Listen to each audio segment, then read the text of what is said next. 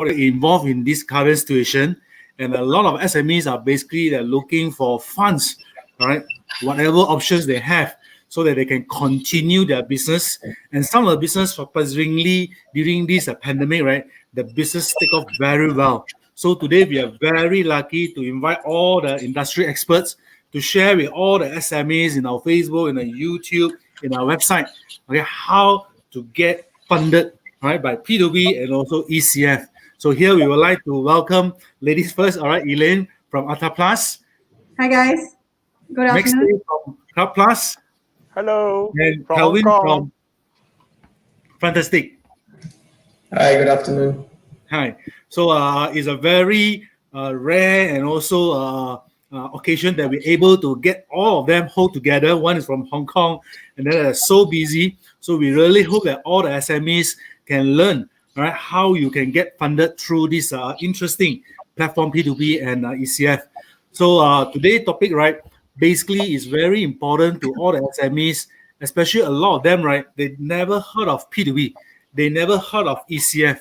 So there's a $1 million questions that I would like to ask Elain, right, the industrial experts, right, how these SMEs, right, they are able to go through Plus and raise funds, right, through the ECF platform.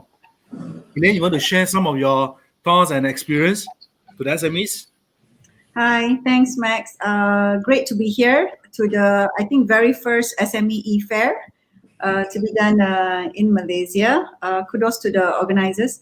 I think now equity crowdfunding or ECF is just one way of fundraising, is another fundraising channel that SMEs, or not just SMEs for that matter, any businesses, that can opt to raise money, And just to give a little bit of background for those who are not aware, equity crowdfunding was regulated in 2015 by Securities Commission of Malaysia, and the platforms here today, whether it's ECF or P2p, is regulated by we are regulated by the Securities Commission, and it was the Securities Commission was looking at regulating this way of new ways of investing for the capital markets, mainly because they realized that SMEs were getting more challenges in terms of fundraising, especially from the traditional way of fundraising. It was getting tougher. Documentation, screening, or application was getting more stringent. So the SC was looking at how can they make the capital markets more inclusive to SMEs, and also providing new ways of investing or democratizing investments to the general public, especially for retail investors.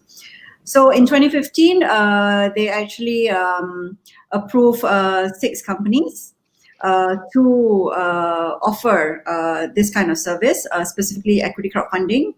And the following year, P2p or debt crowdfunding and peer-to-peer crowdfunding is only available for SMEs and businesses. And I think to date, we have about like 21 companies offering a mix of both products and services.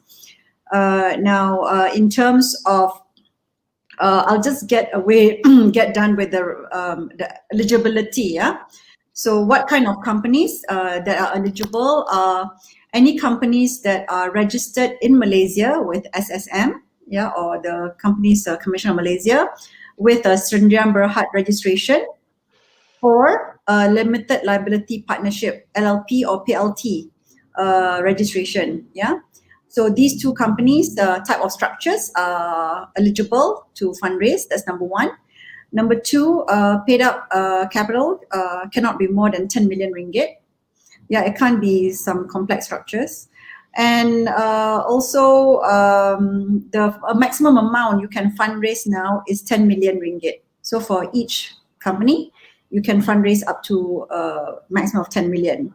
Now, for businesses who wants to fundraise, in terms of application, you must actually comply to the SC's compliance requirements. Specifically, if you're more than a year-old business, you must have your latest audit report, as well as your latest management accounts.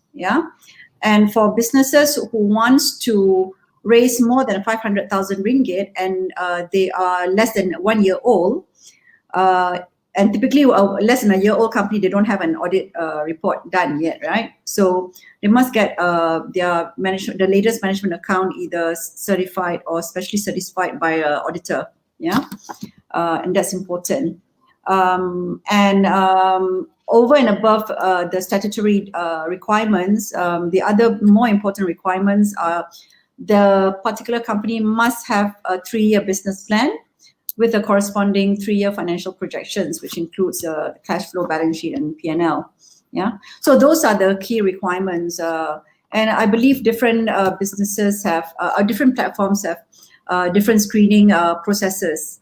And typically, once you get through this screening or due diligence process, then the company again looks into coming up with the content for their fundraising campaign, and then you can fundraise to the public. Yeah, so you can fundraise from anybody in the public, and that's the only way that any private companies can fundraise in public through ECF right now. Otherwise, you need to go through a public listing exercise, yeah, which is in Bursa. Okay, so that in essence is I'm just giving you in a nutshell of how eligibility of a business, the kind of process of fundraising, and also I mean in terms of timeline, it really depends. It can be 1 month to 3 months to 6 months. It really depends on the company themselves. And I would like to emphasize that it doesn't mean that you launch your fundraising campaign on an equity crowdfunding platform and suddenly the money just appears from nowhere. Okay, the business owners have to work very, very hard, you know, to look at fundraising, coming up with fundraising strategy and initiatives. I'm sure Max will share also from his experience on, you know, some of the fundraising from these companies. I just want to add one more before I hand over to the rest, is that the government is also very supportive of equity crowdfunding and to SMEs. So the government now has a program whereby they co-invest with the public. It's called My Co-Investment Fund program, whereby for every 4 ringgit, the public invests, the government will match automatically with 1 ringgit. Yeah, and there is a special, and the program has now been made more interesting because due to the COVID-19 situation, the government realized it's getting tougher for fundraising. So they've made the matching more aggressive now. From April 3rd till 30th of September, the matching is now for every 2 ringgit, the government matches up to, the government matches 1 ringgit automatically up to 1 million ringgit per company. It used to be 500,000, now it's up to 1 million, but it's only available up to 30th of September. So that's from me. So I'll let the rest speak. I think I've spoken enough. Thank you, Elain. All right, it's a very insightful information. Next day, would you like to top up some of the information, especially from the Crowdplus perspective? Good afternoon from a nice cooling day in Hong Kong to all you Malaysian people, wonderful Malaysian people, and thank you to the host, SME eFair, fantastic event, good attendance by your people every year. So very honored to be invited to this event. Nothing really much to add to what Elain has said. She's usually very complete. That's why she's the head of our RMA or RMO, whatever that you call that association is. I think what I'd just like to emphasize is the fact that the Securities Commission and the government is very supportive of fintech, the segment that we're in. In this year alone, they have made a few changes. Elain mentioned those already, raising the ceiling to 10 million, allowing more companies and bigger companies to raise more funds. Previously was 3 million first year, 5 million lifetime. Now it's 10 million, so fantastic. So bigger companies can now join the ECF bandwagon as well. Secondly, Elain mentioned the co-investment fund, again, making it more interesting for SMEs to be able to raise funds with the government joining us through the MySIF program. And thirdly, the secondary trading prospects, which the SC also brought in earlier this year. So allowing ECF investors an earlier liquidity, so to speak, to their investment. So we, in the 4 years plus since ECF started, investors have constantly raised the question of, how do I exit? How do I exit? Because they're getting into shares, equity in the company. So the government, the SC has finally approved secondary trading as a framework. So now it's up to each of the players to launch the secondary trading facility on their platform. This will then enable investors into ECF companies to be able to trade the shares, their secondary shares, to get an earlier exit rather than waiting for that typical 3 to 5 year kind of tenure of investment into ECF. So that's the general bit that I think the new changes that were launched this year, very exciting, is making ECF as part of this fintech thing to be more appealing to the investors as well as to companies, issuers who want to raise funds. I guess the only other thing I'll mention is that, like Elaine said, each of the ECF players have a slightly different approach under this framework, the CMSA framework that the SC has launched 5 years ago. I often tell people, they do ask questions like, okay, so how are we different from Ataplas, for example? How are we different from Pitchin? I think the first thing that I often mention to people is that Crowdplus is backed by a venture capital firm, Netrove, and that backing has basically allowed Crowdplus to inherit a very stringent screening process, stringent due diligence process that's meant to raise the standards of ECF issuers that come to us. So the selection process gets a bit more difficult. I think I have no empirical evidence to be able to say the exact percentage, but just to give you an idea, every 100 companies that come to see Crowdplus, less than 10%, actually the running rate is now about 6%, gets accepted by us. So it's a fairly stringent process. And the second thing that we have on our platform is the mentorship program. We have a group of people that's called the QMI, Qualified Matching Investors, who have been there and done that, successful in their businesses, successful in entrepreneurship. And this group of people now, it's about 60, I think it's about 62 people now in the QMI club. And they provide mentorship to companies, issuers that come to our platform. So that's often a question I get asked, so I throw it on the table for you. Just so that we're clear, Maxshangkar is Big Max, I'm the Small Max, so that you guys don't get confused. There are two Maxes here. So he's the Big Max, I'm the Small Max. In terms of body size. Not Big Mac, not Big Mac. Not a McDonald's Big Mac, but Big Max. Over to you, Max. Okay, thanks, Max Day. Basically, I think he got a point because a lot of those issuers or company, right, besides looking for funding, I think they're also looking for a hand, holding their hand to a next level. So that is a very interesting part from Crowdplus. And then, Calvin, what about you? You are the only P2P, I don't say competitor, all right, provider here. So what is your stand between P2P and also to ECF? Okay, I'll leave it first. Good afternoon. Thanks for having me. Just to be very general, is that P2P and ECF is actually yes, we're both crowdfunding platforms, but we're actually very different. ECF, you raise funds for equity of the company, you raise funds by giving away from some shares, but P2P is actually very straightforward. It's similar to a loan, right? So for example, SMEs who wants financing, who wants to raise funds through debt, who instead of going to the bank, they can actually go to a P2P platform to raise funds for debt, so like a loan. So for the investors per se, instead of investing in the equity of the company, you're actually just investing in the debt of the company, or you're so-called just lending your money to the businesses or SMEs. And of course, because of that, the P2P structure is normally shorter term. the investors, the issuers, sorry, the SMEs. So they every month or every specific period, they will need to pay back the money back to the investors with interest or profit. So for the investors investing in P2P, the returns they get is actually the interest or profit that they from their principal investment.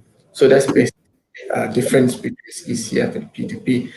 Just running some numbers for the P2P industry in Malaysia. Of course, we are about over 3 years old now. The license was first given up in November 2016. It was announced to 6 different P2P players. Fundaztic is one of them. So it's over 3 years old now. Fundaztic went live in July 2017.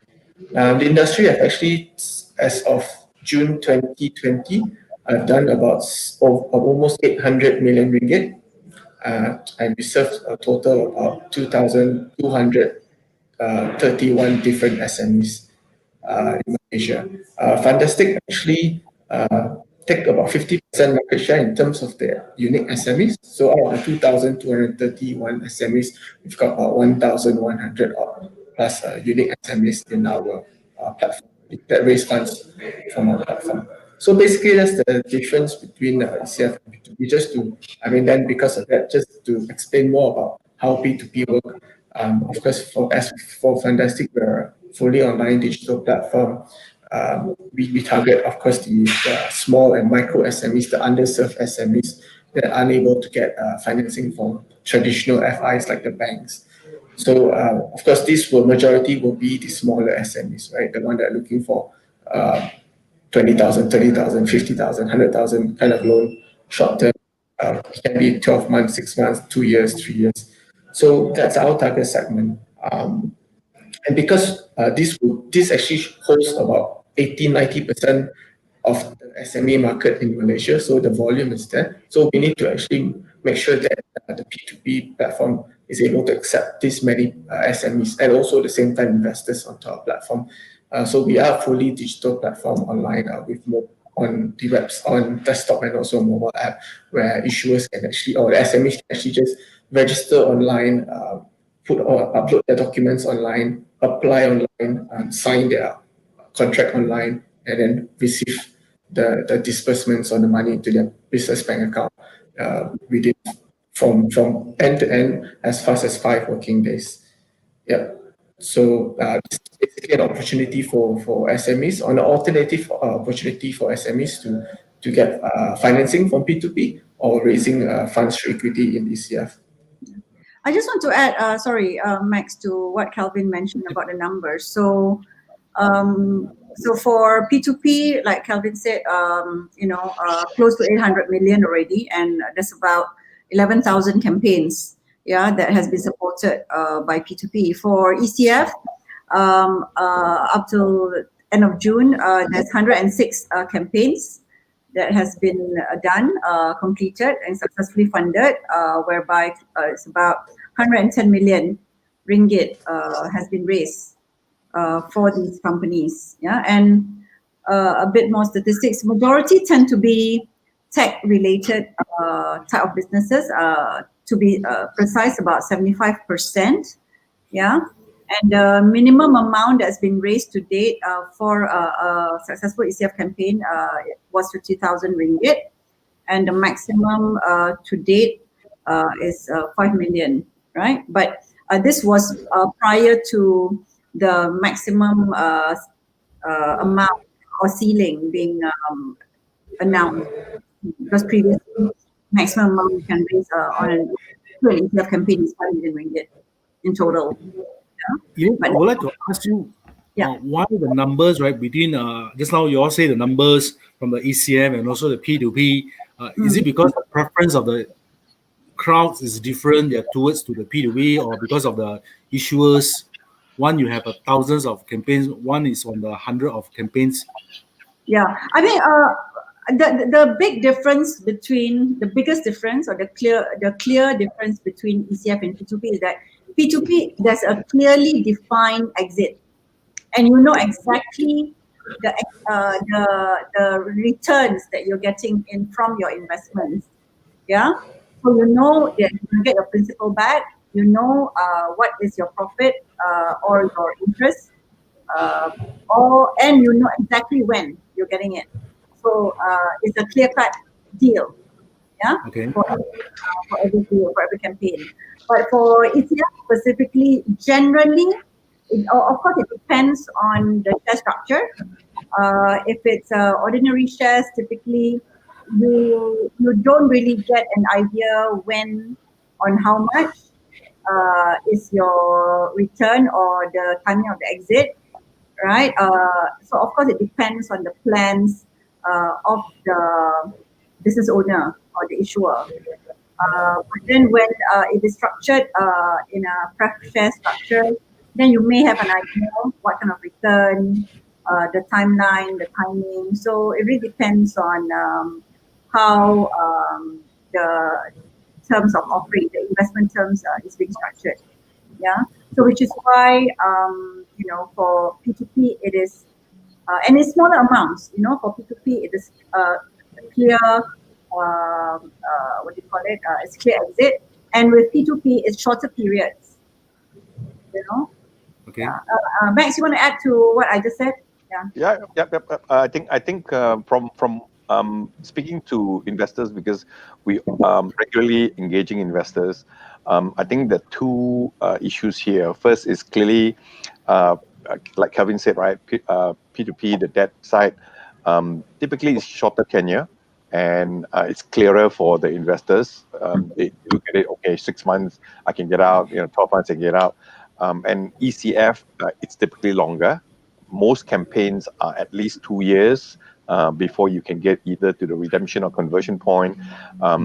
Most commonly 3 to 5 years. So it's a longer tenure versus a shorter tenure, and that's a reality. The other one that I hear quite a lot, and I think this is probably a misperception. Somehow the investors look at it this way. They think that they get income from P2P lending because of the interest payment, periodic, monthly sometimes, and then sometimes quarterly, and they think that they don't get income from their investment in ECF. It's just an equity bet. That is actually a wrong conception, because actually more and more ECF campaigns now do attract either dividend or interest. So there is income, although it must be said that income is not as regular as a P2P, because P2P can pay income monthly, for example. ECF typically pays income. The shortest one I've seen is quarterly. Most are half yearly, twice a year. And then some are annual income. So you do get your income, and the percentage can vary from campaign to campaign. I've seen from 5 to 15% being offered as an income. In fact, that kind of range is actually higher than most P2P campaigns, when you can get double-digit income. Except that, as I said, you get it once every 6 monthly or once a year. So that's a misperception that perhaps the market, because still early stage, fintech, whether it's P2P or ECF, it's still 2-3 years old, so people still don't really get a real deep understanding. So that's often the two questions I get from the market. What about from the P2P side? What is the interest rate? Because today, right, we are let's say these are SMEs owners. They also need to know, if I go to ECF and also go to this P2P, what is the expectation of the investors? So from the ECF side, they're looking at maybe a high single digit to 15% per year, pay half yearly and all that. What about from the P2P? Is it monthly things or yearly things? Okay, so majority of the P2P platforms, the returns would be monthly, would be a fixed monthly return, and most of the financing to the SMEs are normally unsecured. Unsecured because these are the underserved segments. They don't really have much asset or collateral to pledge against their financing. Of course, there are certain platforms that do come up with certain collateralized product, but all platforms, I think, would have some sort of uncollateralized product on their P2P platform as well. So for Fundaztic, we are purely unsecured platform, right? Our interest rate is between 8 to 13% per annum. Effective rate is between 15 to 23% per annum. So it's actually not very low as well. I mean, even for the SMEs, it might be a bit high, if they want to say, but I mean, it's unsecured. So similar to the banks, I think banks unsecured loans is also around 7, 8, 9% before the drop of OPR, right? So, and we're not abide to the Bank Negara's OPR rate, so we can still remain our interest rates. So it is actually sort of still, I mean, that might be the reason why, I mean, like what Elaine or Max mentioned about the difference between the investors' appetite, where they can actually, in short term wise, they can see the returns from P2P quicker because there's a fixed stipulated amount that you are expect to get already within 6 months, 12 months, 24 months, 36 months. Just to add on also what Max mentioned about the secondary market, Fundaztic actually just launched our secondary market in July. I think we are the first platform to launch a secondary market in P2P as well. So this allows investors to actually start, an early exit tool for them. If let's say, because Fundaztic, we do have a slightly longer tenure, so our average tenure is about 2.5 years. So instead of putting your money in, just your principal is being repaid every month for 2.5 years, you can actually exit way earlier, in 6 months or 12 months, by selling the notes to another investor. So that's our secondary market as well. So basically that's the difference between, in terms of the investment returns or the profit of ECF and P2P. Okay. So, Kevin, since following up the questions, right? Okay, this is SME. They are going to the banks for unsecured borrowing and all that. Then the other hand, okay, there is a P2B. So, what kind of maybe the business nature or what kind of background that this company they should look for P2B instead of they go to the banks? Is it because the rate is almost the same or lower, or the documentation maybe is more lenient than the banks? Okay, a few things. I don't think it's not necessary to say the rate is much lower, but the rate is not predatory. It's not like our loans and all. Okay, SC also kept our interest rate maximum 18% per annum, but I don't think any of the platforms has actually reached 18%. Like for us, it's 13. Average is about 13 to 15%, the highest for each platform. In terms of speed, definitely we are definitely quicker than the traditional advice. Like I mentioned, our time to money from registration to receiving the money in pocket or bank account can be as fast as 5 working days. Whereas I don't think many banks can actually do that at the moment. Documentation as well. So everything is online, right? So for example, now, because we have partners with banks as well, so I do speak to them during the MCO with the SRF funds coming in from the Bank Negara, but banks can't actually go and onboard new customers because banks have their policies or regulations to go and do site visits and stuff, but they can't actually go out, right? So for P2P being a digital platform, from the comforts of your own home or office, they can actually just apply, register, upload their own documents. Even our due diligence and KYCs are all mostly digital as well. So that's one of the benefits. But I think above all is actually the SMEs that are currently underserved by the banks. Either they're too small or too young, because some banks still ask for 2 years or 3 years financial track records, right? Whereas for us, Fundaztic, we don't even really look into financials, right? We look more into the credit behavior of the business and the business owners. So that's the difference. So new businesses, small micro SMEs who are looking for just it can be very as little as 20,000-30,000 compared to like maybe, I mean, there's P2P platforms also do up to 1,500,000. We do up to 200,000. But if let's say you just need a short term just to roll your money to write the type during the RMCO, MCO 50,000. So then the 20,000, 50,000 is not really much of the bank's appetite at this moment. So then that's where they can come into P2P.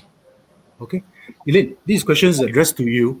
Okay, for example, just now you mentioned about 75% are towards to this fintech, right? But let's say this is a conventional SMEs, doing maybe manufacturing, maybe they're doing FMCG. So how or should they go to Plus and look for the ECF way of raise fund? Okay, I think depending on the platform, actually for equity crowdfunding, in general, there's no discrimination in terms of industry sectors. Okay, but some crowdfunding platforms tend to be a bit more skewed towards tech type of businesses. Yeah. But specific to us, Ataplas, we are open. We are industry agnostic. I believe Crowdplus is the same. Yeah, industry agnostic. So, but at the end of the day, as a business, whether the company goes for equity crowdfunding or P2P or even conventional way, whether it's invoice financing, factoring, or trade finance, it really depends on the fundraising strategy of the company, the financing strategy of the business, So, like for us, if the company comes to us and say, oh, we want to fund a project, but then we'll tell them like, look, for equity crowdfunding, you are giving out equity of the company. So typically for companies who are looking at expansion or growth funding, then perhaps equity crowdfunding is more suitable. But for project financing, for invoice financing, it probably going or more short term like of financing like bridging. So P2P may be more suitable or other types of funding products out there, So that's typically what we will share with them. And the other thing is they have to understand that with equity crowdfunding, it's not just about the investment value proposition. Sometimes investors also look into the viability of the business, how attractive is the business, the market potential, and the potential upside, for the business. And sometimes also even who runs the company, the management team. So the key success factors or the value proposition or what excites the business or the investors can come in many ways and many forms. Max, you want to add on to what I've just said? Yeah, Max there. Yeah, I think from Crowdplus point of view, we run a little bit counter to the trend that Elain mentioned of the 75% tech and 25% non-tech. We are actually almost evenly split in terms of what we've done so far between tech and non-tech. But as Elain said, we are also agnostic. We basically look at each company on their own credibility and quality to assess the suitability for fundraising, because equally as issuers and companies and SMEs who wants to raise funds, we need to make sure that the quality of the company is right, so that when we put them out to raise funds from investors do actually get to the end of the game, so to speak, to be able to make money and earn the income that we talked about just now, whether it's in the form of dividend or interest, and also to be able to exit. And in terms of the exit, I think that's where the additional interesting point, which I wanted to add to the income we talked about just now, of typically between 5 to 15%. On top of that interest or dividend that a company normally pays, there is also the redemption premium.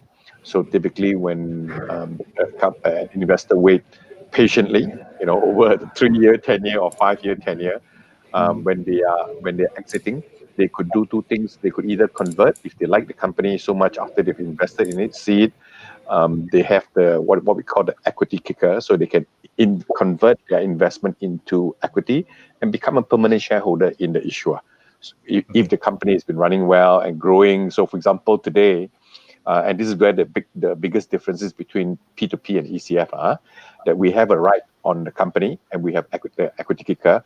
So in 3 years' time, if you invest in a company that's making, say, 1 million ringgit profit now, and they raise the money from the crowd and then they put the money to use and grow the company, in 3 years' time, the company could be making 3 million, 5 million profit. Okay, so when the company grows, the value that the equity value of the company also grows, and so an investor who choose to convert into shares in the company, the shares now more valuable. So there's the other way that investors could make money from the equity kicker. So using the same example, assuming a 10x valuation today, a company is worth 10 million because the profit is 1 million. Okay, and if investors invest and take 5% of the company, your 5% is now worth 500,000, right? So 3 years forward, the company makes 3 million profit. You still apply a 10x to it, it becomes 30 million. 30 million, your 5% is still there, and it's now worth 1.5 million. So the equity kicker gives you an additional 1 million of capital gain over and above the interest or dividend income that you receive from the company on a biannual or annual basis. Okay. And then the other option that investors have at the end of the tenure, which is a bit more similar now to the P2P, is actually they can choose not to convert their investment into equity. They can choose to redeem, to be paid back. And typically, again, issuers will give redemption premium. It can be a 5% redemption premium up to as high as we've seen 30% redemption premium. So if you take that redemption, then effectively you are like a lender as well to like a P2P, except that again the period is longer.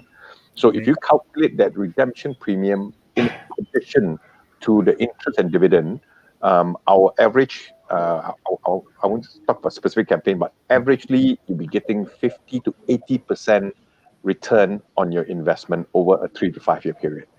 Okay. If you take the equity route, of course, if you invest, then it depends on how the company has grown. If the company has grown well, like the example I gave you just now, your 5% becomes 1.5 million. You earn another 1 million capital gain on top of the interest income that you earn.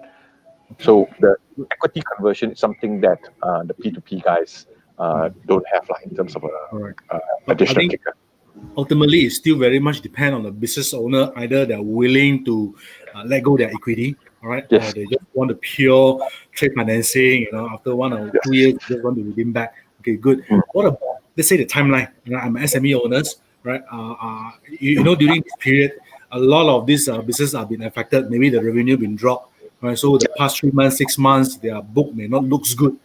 So and we should. Okay, what is the fastest? If I go to P2B, usually how long it will take, all right?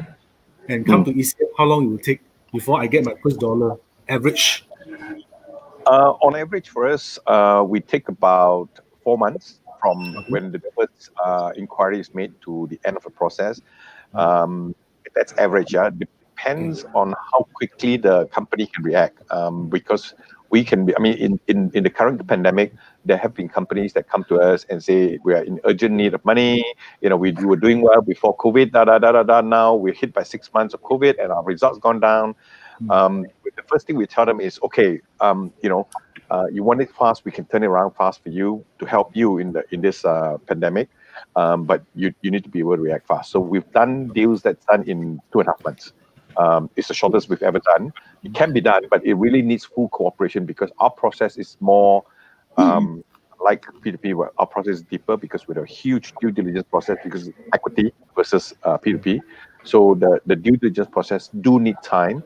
And we need to comply with the SC requirement. Otherwise, if we don't do our due diligence, then we will be in trouble under the CMSA. I'm sure if the SME want to help themselves, they have to help themselves to provide all the documents as soon as possible. Absolutely. And oftentimes, Max, what we hear is the guys come, I need urgent money. And then when we start the process, they go on a slow mode and you go, wow, okay. Now it takes 4 months, takes 5 months. Maybe they get money from Elain. Yeah. So I think the time process, we can quicken it, but typically it's 4 months from the start till the deal is closed and money is in the bank for the SME. And the other thing we do, which is part of the pandemic, again, we try to help SMEs, is exactly the situation you described, because the pandemic, the 6 months has caused the revenue to drop, profit to drop. So we try to package a company in such a way that we're able to convey the message to investors that we should look at the company, the business, on a pre-COVID basis and COVID. So then investors have a clearer idea that pre-COVID it was doing well, COVID's affected, and then going forward when the market recovers, how it's going to look like. So that they don't look at the whole period and say, wow, okay, now you're loss making, your revenue is dropped, then how do I invest in you? So we try to present the issuer in such a way that hopefully investors can see the bigger picture that there's a pre-COVID period and there's a COVID time. Thanks, Master. Elain, this question addressed to you. I think there are a lot of questions in our Zoom and also in the Facebook. Okay, regarding the financial reporting, right? Okay, let's say they go through this eFair platform. Any regulation to impose on the issuer to update their performance to their investors, like quarterly, half yearly. I don't know. Is there a Okay. requirement? Yeah. Okay. First and foremost, I just want to mention this. Companies must remember, right? You fundraise from investors. The money is not their money; it's the investors' money. It's other people's money. Okay. So, number one, even if reporting is not required, it be your responsibility to update your investors. You don't just take and keep quiet. Okay. So that is not good practice, lah. Yeah. Okay. So you need to update the performance, how the business is doing, and so on and so forth. Now, previously there is no, I would say, a compulsory requirement for reporting, but as an equity crowdfunding platform, and I believe that it generally cuts across all platforms, that the platforms actually highly recommend. Or sometimes what we do right now is actually part of the investment agreement that reporting is required. Okay.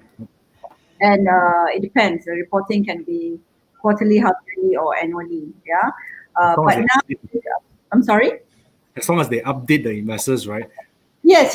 And the reporting is not less onerous as the Bursa kind of reporting. Okay. So, however, now with the micro investment fund in place, it is compulsory reporting half-yearly and eventually annually. It is in, if you go to Securities Commission website, they actually really detail out what kind of reporting they want. Number one. Number two, there are specific key parameters that you need to report on. Okay, and all this will be made clear in the investment agreement and the reporting templates. Yeah, so it is in the interest of the issuer or the business owner that you do this reporting, because if you report to your investors regularly, right, and you engage with your investors regularly, when you want to do your next round of fundraising, they will, if your business is doing well, they're happy with you, they most likely will put in more money or even recommend other people, or their circle or community to even invest in your company. Okay. And it can add on to your branding and your marketing as well. Yeah. And the reputation as well. Yes, Thanks, absolutely. Absolutely. Yeah. What about Kelvin? From the P2P perspective? Okay, I'll back to your question about how long it takes first, and then to your second question. So, I mean, unlike ECF, I understand that ECF definitely there's more due diligence, more study of the business, because you are actually owning some shares of the company, right? That it's a long-term thing, so that's why it takes a while. For, like I mentioned, I think previously for us, I think P2P is definitely much quicker, the onboarding. For us, it's within. For us, it's as fast as 5 working days. Right. So from the time you register, let's take an average of, let's say, 1.5 weeks at most, right? Okay. So that's the difference, and also the probably the advantage for SMEs if they're looking for quicker turnaround time. But it's basically very different. I mean, again, you can't put it apple to apple, ECF and P2P, because it's very different. Right?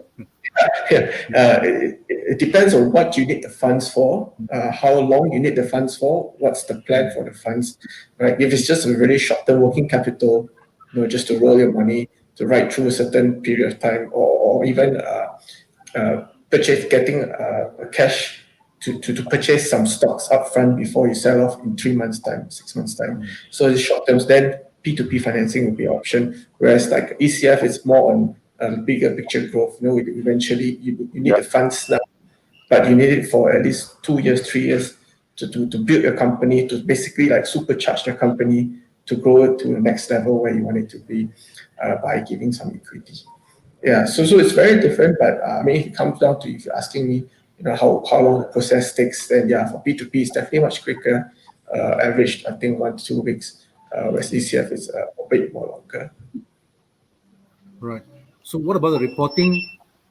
Reporting wise, yeah, for yearly P2P, kind so of as thing? guidelines do not actually stipulate issuers or SMEs that needs to report to investors on a periodic basis, right? But I think certain platforms do, depending on the products they offer, do some sort of like a yearly credit review or something like that.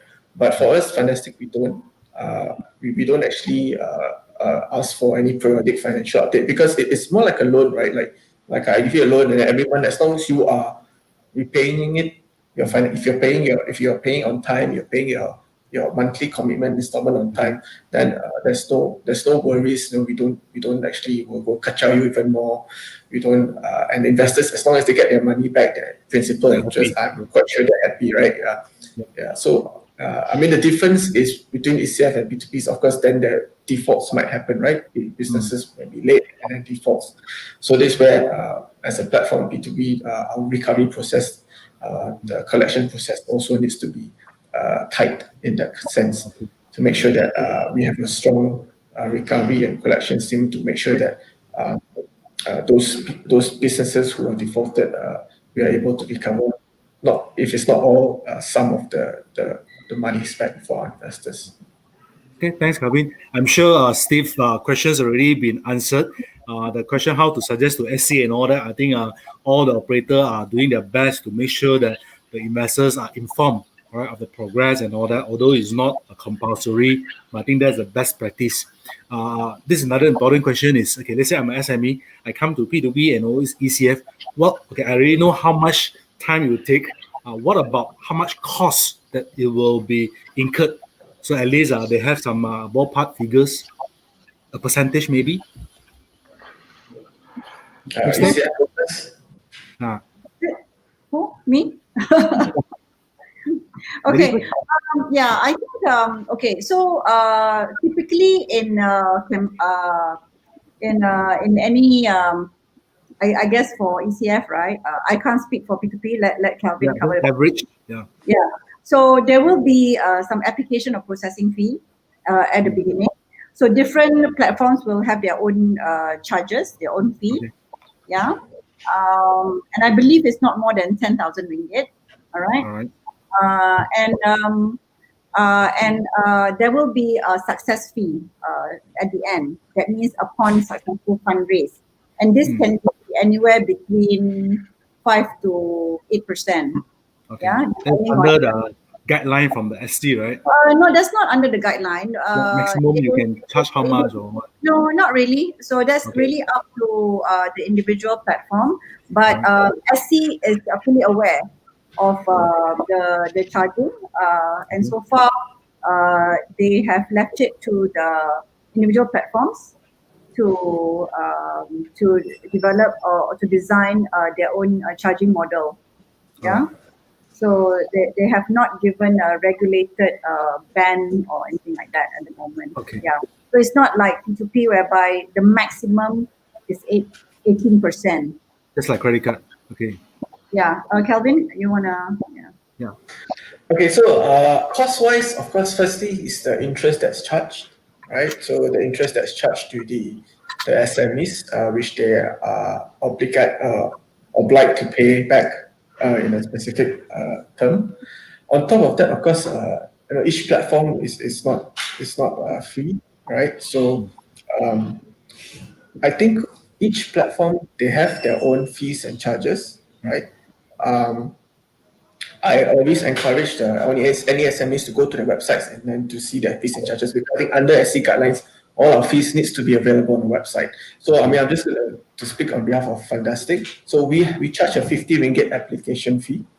So basically, when you apply, it's 50 ringgit, but this 50 ringgit is refunded if the funding is successfully dispersed. We charge an origination fee. So this is basically a fee we charge from as low as 1% of the funding amount, of the dispersed amount. So assuming they apply 100,000 ringgit, and then they got 100,000 ringgit, we take 1% of that. Right? It goes from 1% up to about 3.9%, depending on the tenor. Right? So that's the fees for the SMEs. Apart of that, there's statutory fees like stamping fee, 0.5%. That's not by us; it's by LHJ and the government. But yeah, that's basically it for Fundaztic. Okay, thanks, guys. I still have 1,000 questions would like to ask you all. I learned so much today, and I'm sure all the SME are so appreciate learning from these three guru here. So I really want to learn more, right? So for all I of think our all of SME, us will have our own booth, right? So I guess yes, if any more questions, they can yes. actually come to So any of please our don't booths forget, to all ask right, questions. come to our website and visit all the individual booth, Fundaztic, Plus, and also Crowdplus, and you can ask them all your P&C questions. So here, I would like to thank you again to Elain, to Maxday, to Calvin for your time to share our experience. There's so much thing that we would like to learn and also ask you all. So here, we'd like to thank you guys again. Right. So see you in our next section. Thank you. Thank you so much. All right. Take care. Stay safe. Thank you. Thank Thank you. you. Thank you for Bye. having us. Take care.